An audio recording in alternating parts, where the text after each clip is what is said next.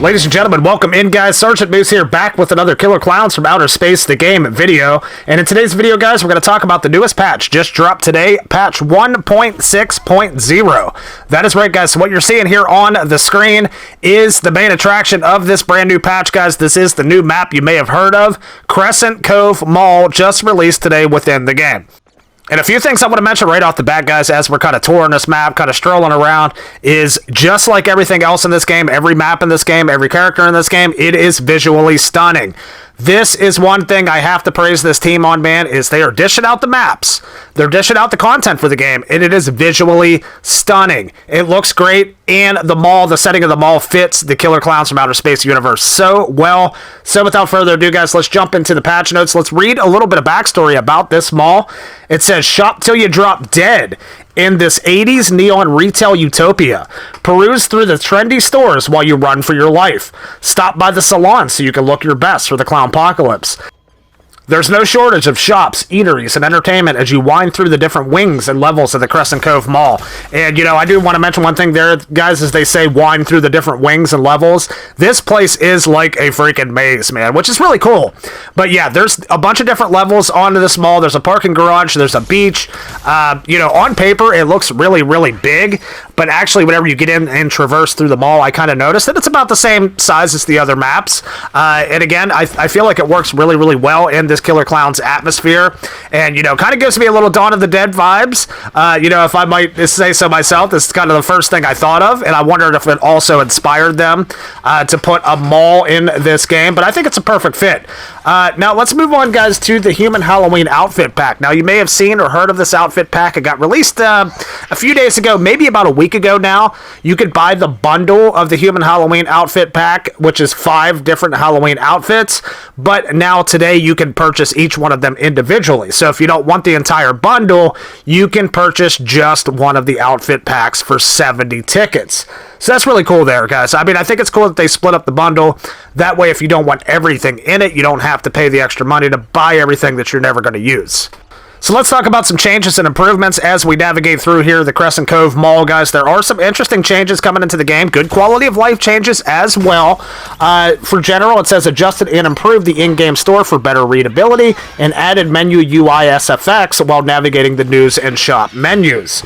So for humans, it says adjusted inventory sorting, so small items will now move from the big pocket inventory slot to an available small item slot when humans pick up two-handed weapons. So basically what this means, guys, is if you had a small item equipped in your big item slot previously, you would have to drop that item out of that big item slot before you were able to pick up a two-handed weapon. Because as you know, two-handed weapons can only be equipped in the big item slot. So a good, very good change there. Now, whenever you pick up a big weapon, even if you have something small in the big slot, it'll automatically shift to a smaller slot if you have an open slot. So really good change there. Also added support for WASD control during Lucky Duck and Out of Shape Hand of Fate minigames.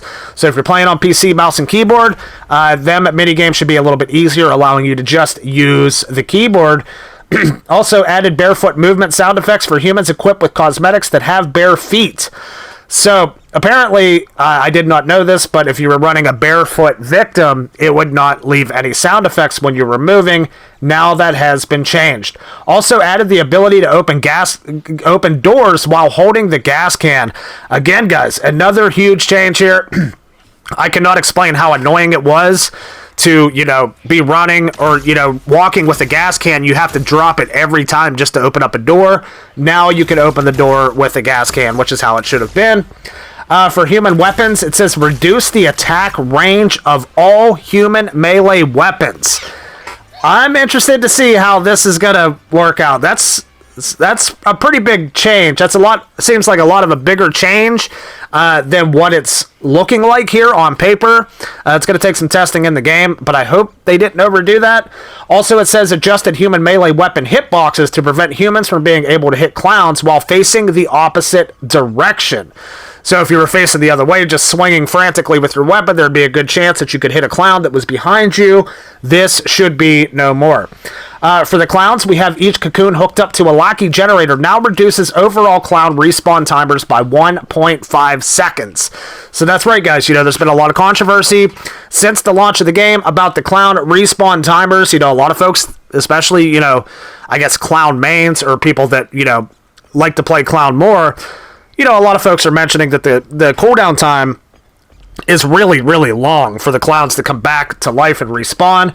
This can now be reduced by hooking up cocoons. So now even more incentive. Not only does it affect your abilities and trigger an early clown apocalypse, but you can also reduce your cooldown on your respawn time as the clown. I like that change. Also, we have added a respawn timer display while spectating a dead clown as a teammate, another good change. And we have lackeys will request to carry cocoons from clowns after seeing a clown carry a cocoon. So a little boost to the AI there, a little boost to the lackeys. Good to see that they're getting a little bit smarter in that regard as well. Also, we have for clown weapons, guys, slightly increased laser beamer cottonization damage. So the laser beamer, a little more incentive for using that. I'm not a big laser beamer fan myself, but for those of you that are, it is a very powerful weapon. It looks like it got more powerful now. It's not very accurate. It's hard to hit, but if you do hit, you will be rewarded with the laser beamer. Lastly, guys, we have in a typical Ilphonic fashion, we have a ton of bug fixes, as we do in every single patch. Not going to go through all those. Some of them are very, very minor. Probably some bigger ones in there too, but I'll link the link down in the description for you guys to check those bug fixes out for yourself. In my opinion, guys, a solid update, man. I just wish... just something still feels off about this game, and it sucks, guys, because I absolutely love this game. I feel like, as me and my good friend Big Bezo talked about, I think a lot of it has to do with hitboxes in general in the game is what kind of plagues it. If the hitboxes were better on both sides, I think the game would be in a lot better state than it is now. But I really hope, it comes out of this kind of funk that it's in. The new map should help out a little bit, but I think it's going to take some more than that. Let me know your guys' thoughts down below and what you think about this new update for KLOWNS from Outer Space, the game. Are you still playing the game? I know I am, guys. Not as much as I used to, but I'm still enjoying the game. I just wish... It's hard for me to say. I just wish it could be better, because the foundation's there, the platform's there. It's a ton of fun. Every time I see this game on my, UI on my PS5, I want to boot it up and play it. Just because of the nostalgia. It's such a love letter to KLOWNS from Outer Space, the movie, and it's just, it's so well done, but it's just, in terms of balancing and some of the bugs and some of the hitboxes and stuff, I feel like they could greatly improve this game and make it one of the heavyweights in the ASIM game genre, and unfortunately, it's not hitting the mark right now, but I really, really am hopeful for this game's future, more than I am most ASIM games, to be honest, because this one seems like it has a lot of potential. It's not a huge IP, so there's potential for a ton of creative freedom. Obviously, you've already seen Tom Savini and Elvira in the game. Who knows? I mean, there's so much potential for even more crossovers and, people to come into the game, stuff like that. So I want to see it improve. But yeah, let me know you guys' thoughts down below in the comments. You still playing the game? You still enjoying it?